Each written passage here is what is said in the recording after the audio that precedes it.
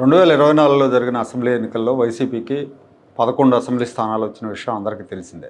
ఇప్పుడు కేంద్ర ప్రభుత్వం లోక్సభ అసెంబ్లీ సీట్ల సంఖ్యను 50% పెంచాలని నిర్ణయం తీసుకున్న నేపథ్యంలో ఆంధ్రప్రదేశ్లో అసెంబ్లీ సీట్లు 263కి పెరుగుతాయి. ఈ 263ని 2+6+3 అని లెక్కేస్తే టోటల్ 11 వస్తుంది. అలాగే ఆంధ్రప్రదేశ్లో లోక్సభ సీట్లు కూడా 38కి పెరుగుతాయని అంచనా వేస్తున్నారు.